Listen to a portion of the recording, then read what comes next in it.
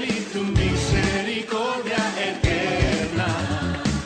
Oh Señor, eres fiel y tu misericordia eterna.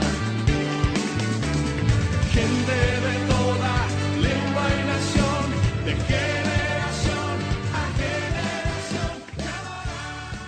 El día de hoy queremos compartir una palabra del Evangelio de Lucas, así que te invito a que puedas buscar en tu Biblia Lucas capítulo 9, los versículos 18 hasta el 27. Y dice lo siguiente: Aconteció que mientras Jesús oraba aparte, estaban con él los discípulos y les preguntó diciendo: ¿Quién dice la gente que soy yo?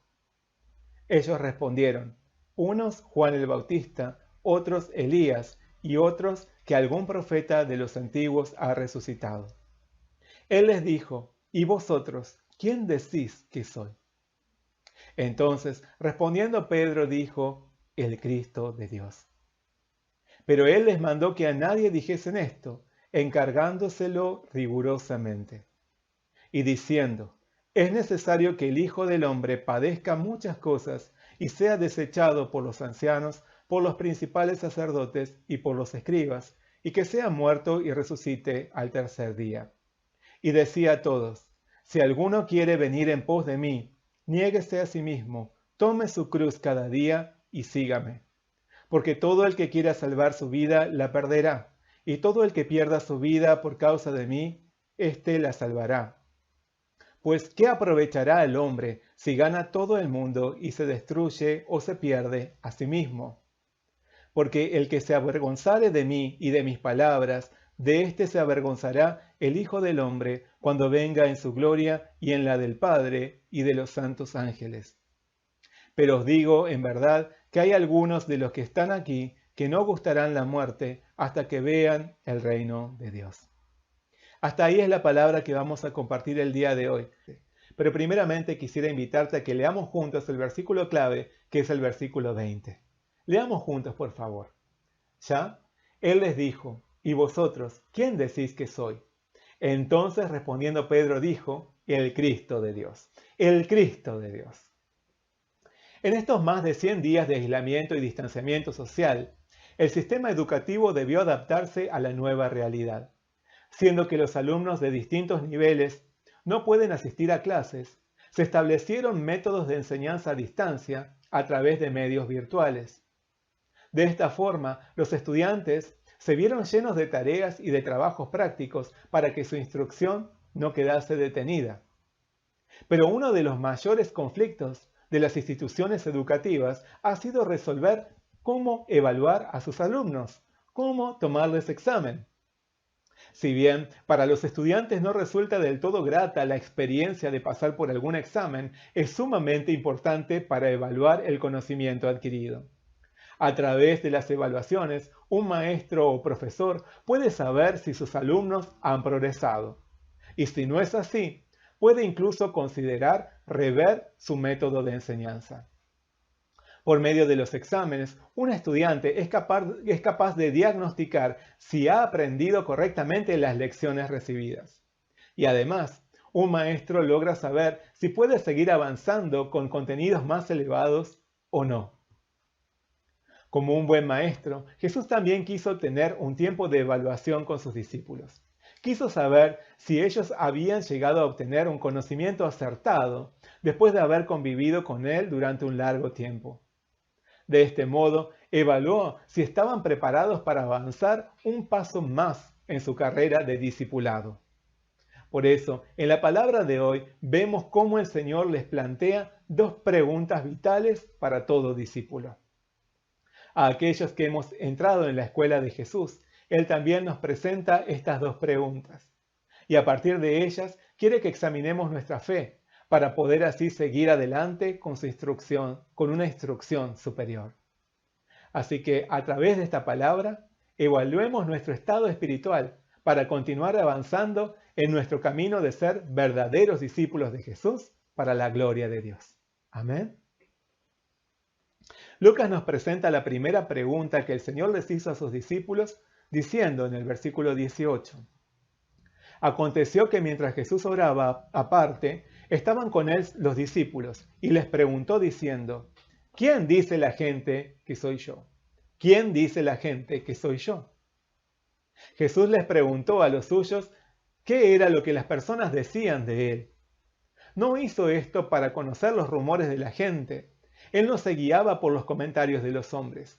Tampoco les hizo esta pregunta por mera curiosidad.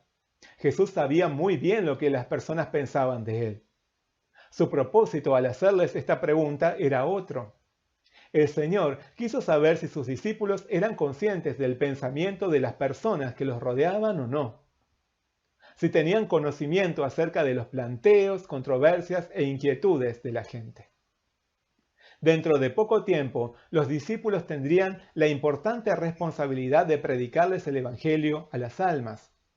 Pero para poder emprender esta misión, era fundamental que supiesen cuál era el estado espiritual de la gente de su sociedad.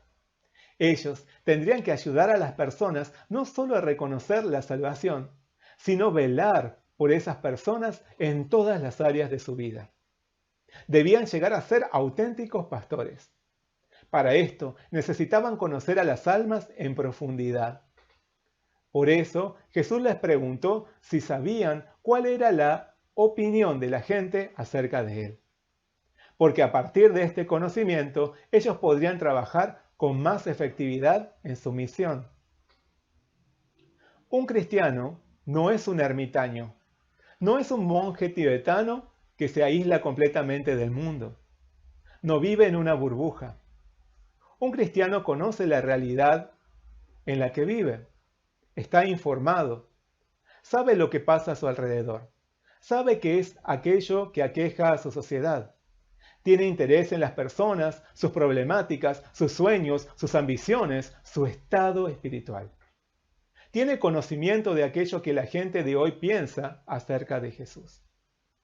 Un cristiano que solo sabe de la Biblia, pero no conoce el mundo en el que vive, estará siempre limitado en su misión. Por eso, Jesús nos llama a ser conscientes de la realidad en que vivimos, pero no a volvernos parte del mundo. Un verdadero discípulo no se compromete con el mundo. Antes de ser arrestado, Jesús oró al Padre Celestial por sus discípulos, diciendo: No ruego que los quites del mundo, sino que los guardes del mal. No son del mundo, como tampoco yo soy del mundo. Para ayudar a un alma de manera integral, debemos entender la realidad en la que esa alma vive. Pero esto no es el producto de un estudio sociológico exhaustivo, sino fruto de la experiencia del amor. El que en verdad ama al otro se interesa por él y busca conocerlo más. Así que aquel que en verdad ama a las almas tendrá interés en saber más sobre ellas. Conocer más al otro nos conduce a amarlo más. Y entonces, ¿cuál fue la respuesta de los discípulos ante la pregunta de Jesús que les hacía acerca de lo que pensaba la gente acerca de él? El versículo 19 nos dice: Ellos respondieron: uno Juan el Bautista, otros Elías, y otros que algún profeta de los antiguos ha resucitado. Evidentemente, la gente no sabía con exactitud quién era Jesús. Pero lo que todas las personas tenían en común al hablar de él era que lo veían como un destacado siervo de Dios. Coincidían en ver en él a un predicador distinguido, un profeta respetado, un milagroso hombre de Dios. A causa de esto, algunos lo miraban con admiración, otros lo veían con temor, e incluso había quienes lo observaban con envidia. Esto se debía a que veían en él solo una parte de su personalidad. Lo reconocían como un gran hombre de Dios. Pero ahí se terminaba todo. Veían solo un aspecto, veían solo su humanidad. Luego Jesús les preguntó a sus discípulos una segunda pregunta. Les hizo una segunda pregunta. Les dijo en el versículo 20: ¿Y vosotros, quién decís que soy? Después de una pregunta conceptual acerca del pensamiento general de la gente, era el tiempo de desarrollar una respuesta personal. Habiendo convivido varios meses con él, Jesús quiso escuchar qué era lo que sus seguidores pensaban de su maestro. Su pregunta era la más importante para quien quiere ser un discípulo. Jesús también hoy nos dice, ¿y vos, quién decís que soy yo? Pero, ¿por qué les preguntaba esto? ¿No sería obvia la respuesta de aquellos que pasaban día tras día a su lado? En realidad no. Había muchos que seguían a Jesús, pero no todos habían reconocido su verdadera identidad. No habían llegado al conocimiento del Señor por más que hubiese pasado tiempo con Él. Así también podemos ver que no todos los participantes de una iglesia conocen quién es Jesús. Muchos solo dan una respuesta teórica y automática cuando se les pregunta quién es Él. Pero no lo conocen en verdad. Cada persona debe llegar al conocimiento de Jesús en forma personal. No porque le hayan contado acerca de Él o por haber escuchado las experiencias de los demás, se puede decir que ya se conoce a Jesús. Se debe experimentar a Jesús personalmente, descubrir a Jesús personalmente, oír a Jesús personalmente, sentir a Jesús personalmente. Esto es conocer a Jesús. No solo saber de Él intelectualmente, sino tener un encuentro con Él. Ante la pregunta de Jesús a sus discípulos acerca de quién creían ellos que era Él, Pedro tomó la palabra y contestó, el Cristo de Dios. Pedro respondió correctamente. Él había alcanzado a reconocer el verdadero carácter del Señor. Vio más allá que lo que veía el común de la gente. Vio más que la humanidad de Jesús. Él vio su divinidad. Para Pedro, Jesús no era solo un hombre fiel y milagroso de Dios. Para Pedro, Jesús era su Dios. En esa respuesta acertada, él llamó a Jesús el Cristo de Dios. Pedro había experimentado a Jesús personalmente. Cristo significa el ungido y es la palabra griega para su equivalente en hebreo, Mesías. Con este título se identificaba al Hijo de Dios que vendría a este mundo para salvar a su pueblo. Los hebreos ungían públicamente 3 clases de personas antes de que comenzasen a ejercer un oficio determinado. Se ungían a los reyes, a los sacerdotes o a los profetas. Así que Jesús sea el Cristo de Dios, es decir, el ungido de Dios, implica que Él es el verdadero rey, sacerdote y profeta establecido desde los cielos. Que Jesús sea el Cristo implica que Él es el único rey que merece sentarse en el trono de nuestro corazón, que Él es nuestro Señor. Que Jesús sea el Cristo implica que Él es nuestro sumo sacerdote, quien vino a este mundo a servir a los pecadores e intermediar por ellos ante el Padre Celestial. Para cumplir este oficio, Él reclamó nuestro perdón ante Dios en base a su propia sangre. Que Jesús sea el Cristo implica que Él es el máximo profeta que viene a comunicarnos la palabra, la voluntad y los propósitos de Dios y Padre eterno. Reconocer a Jesús como Cristo es identificarlo como el único y auténtico Salvador y Señor. Esta confesión de fe en Jesús, aceptándolo como el Cristo de Dios, conduce a la vida eterna. Juan declaró, el que cree en el Hijo tiene vida eterna, pero el que rehúsa creer en el Hijo no verá la vida, sino que la ira de Dios está sobre él. Mateo señala que después de dar su respuesta, Jesús le dijo a Pedro, bienaventurado eres, Simón hijo de Jonás, porque no te lo reveló carne ni sangre, sino mi Padre que está en los cielos. Y yo también te digo que tú eres Pedro, y sobre esta roca edificaré mi iglesia. Todo aquel que reconoce a Jesús como Cristo es bienaventurado, es de veras dichoso, es de veras bendito. Sobre el fundamento de su confesión de fe, tal como Jesús le dijo a Pedro, el Señor edifica su iglesia.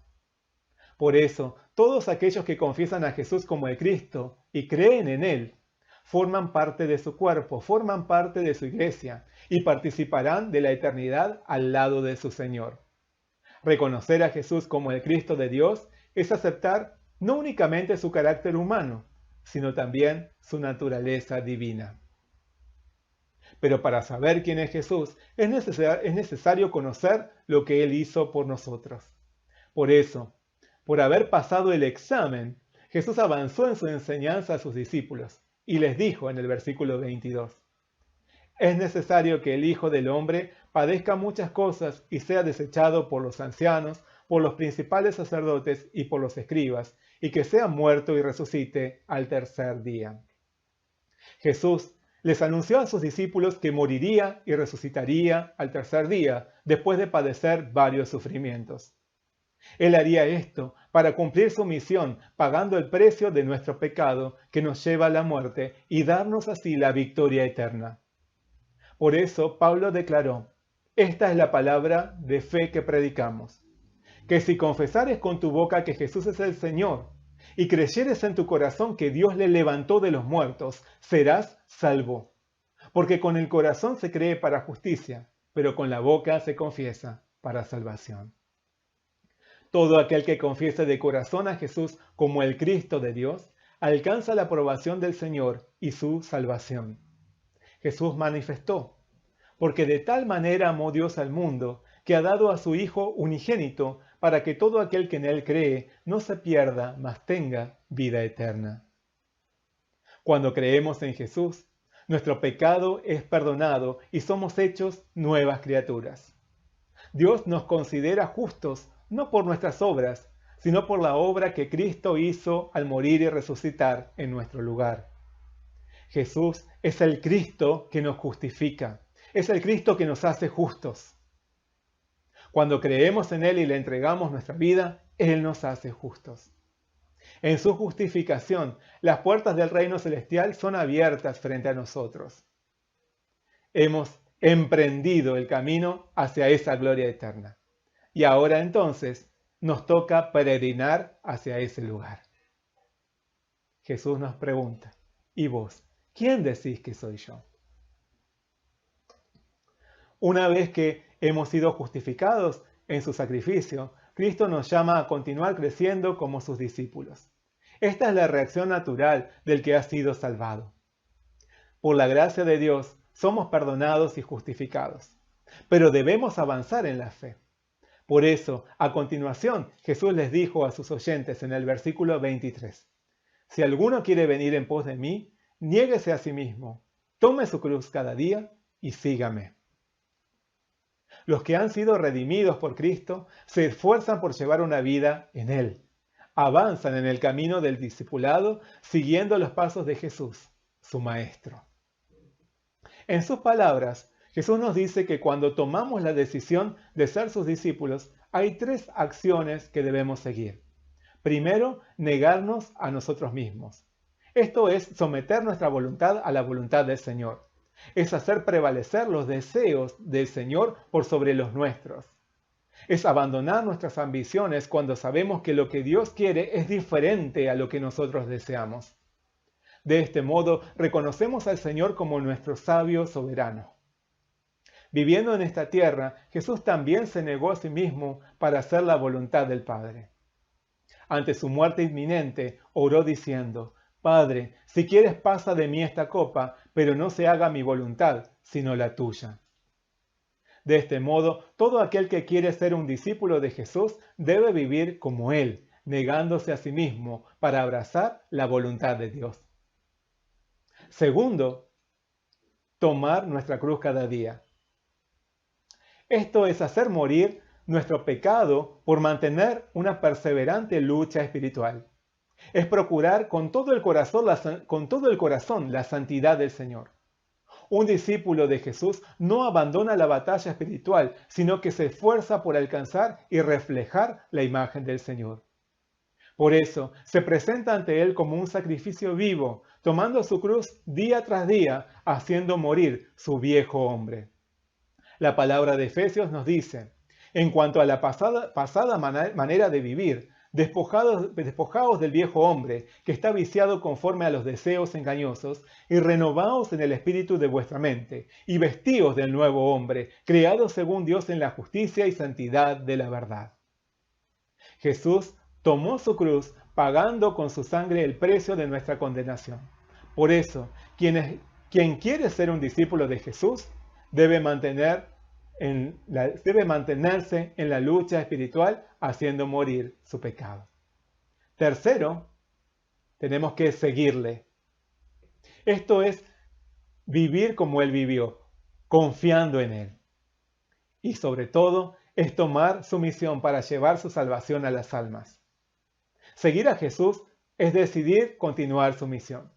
Como Pablo, que declaró: pero de ninguna cosa hago caso ni estimo preciosa mi vida para mí mismo, con tal que acabe mi carrera con gozo y el ministerio que recibí del Señor Jesús, para dar testimonio del Evangelio de la gracia de Dios. Aquel que quiere ser un discípulo de Jesús le sigue, viviendo como Él vivió y continuando su misión. Por caminar tras los pasos de Jesús, negándonos a nosotros mismos, tomando nuestra cruz y siguiéndole, vamos imitando la vida de nuestro Señor. Así nos vamos convirtiendo en sus discípulos. Entramos en el proceso de volvernos santos, así como Él es santo. Por eso, seguir el camino del discípulo es la manifestación de nuestra fe en el Cristo que nos santifica. No existe fe completa en Jesús cuando esto solo involucra una mera confesión. Además de reconocer a Jesús como el Cristo de Dios que nos justifica, debemos vivir en la fe del Hijo de Dios que nos reviste de su santidad. Debemos vivir en la fe en el Cristo que nos santifica. Debemos mantenernos en la lucha espiritual continua, creciendo como verdaderos discípulos de Jesús. Para esto, necesitamos ofrecerle a nuestro Señor toda nuestra vida. El proceso de santificación comprende la entrega de todo nuestro ser, nuestro pasado, nuestro presente y nuestro futuro, nuestros planes, sueños y proyectos, todo lo que somos, todo lo que tenemos. Esta es la mejor inversión de vida. Por eso Jesús declaró en los versículos 24 y 25: porque todo el que quiera salvar su vida la perderá, y todo el que pierda su vida por causa de mí, éste la salvará. Pues ¿qué aprovecha el hombre si gana todo el mundo y se destruye o se pierde a sí mismo? La vida del hombre es demasiado valiosa como para ser entregada a lo que no vale la pena. Este mundo y sus ofrecimientos son temporales y varían todo el tiempo. Un día todo lo terrenal se acabará. Pero nuestro Señor Jesús es eterno. Él no cambia. Él permanece fiel. Por eso, invertir nuestra vida en ganar las cosas de este mundo puede traernos una satisfacción temporal. Pero al final de la vida, por más que hayamos ganado el mundo entero, ninguna cosa de esta tierra será suficiente. Todo lo obtenido se perderá. Y asimismo, nuestra única y valiosa vida se habrá desperdiciado. Pedro dijo: toda carne es como hierba, y toda la gloria del hombre como flor de la hierba. La hierba se seca y la flor se cae. Solo los que creen en el Cristo que justifica y santifica, e invierten toda su vida en Él, saldrán vencedores y recibirán la gloria eterna. Por eso, no hay mejor inversión que elegir entregar toda nuestra vida a nuestro Salvador Jesús. El Cristo que nos justifica y que nos santifica es también el que nos revestirá de gloria eterna. Jesús afirmó en los versículos 26 y 27: porque el que se avergonzare de mí y de mis palabras, de éste se avergonzará el Hijo del Hombre cuando venga en su gloria, y en la del Padre y de los santos ángeles.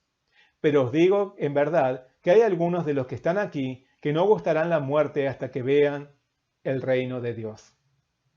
En su segunda venida, aquellos que hayan negado su fe serán negados por Jesús. Pero Él recompensará a quienes hayan perseverado hasta el final. El Cristo que justifica y santifica es también el que nos glorificará. Pedro confesó su fe en Jesús, reconociéndolo como el Cristo de Dios. Al oírlo, el Señor profundizó su enseñanza acerca de lo que esto implicaba. Creer en el Cristo de Dios comienza por confesar a Jesús. Pero también creer en el Cristo de Dios es vivir con Él día a día siguiendo el camino del discípulo. Asimismo, creer en el Cristo de Dios es tener nuestra esperanza en la gloria que Él nos dará. Creer en el Cristo de Dios es atravesar por la justificación, santificación y glorificación. Pablo señaló: pero gracias a Dios, ustedes ahora son de Cristo Jesús, a quien Dios ha constituido como nuestra sabiduría, nuestra justificación, nuestra santificación y nuestra redención. Por eso, los que hemos creído en Jesús como el Cristo de Dios, no podemos quedarnos estancados o conformarnos con lo que ya hemos vivido. Debemos avanzar anhelando la santidad del Señor y con los ojos puestos en su reino eterno y no en este mundo. Lo que la iglesia de hoy necesita no es mucha gente que repita de memoria que Jesús es el Cristo. Lo que la iglesia necesita son discípulos comprometidos que muestran con su vida su fe en el Cristo de Dios. Puede que en una congregación haya muchos miembros, pero Dios pone su mirada en sus discípulos, en los que se niegan a sí mismos, toman su cruz cada día y siguen a Jesús. A través de ellos el Señor extiende su reino y trae bendición. Confesemos con nuestra boca y con nuestra vida a Jesús como el Cristo de Dios, el Cristo que nos justificó, el Cristo que nos santifica y el Cristo que nos glorificará. Que en su venida nuestro Señor encuentre en nosotros a verdaderos discípulos que han sabido invertir su vida en lo realmente valioso, que han sabido invertir su vida solo en Él. Vivamos confesando que Jesús es el Cristo de Dios. Amén.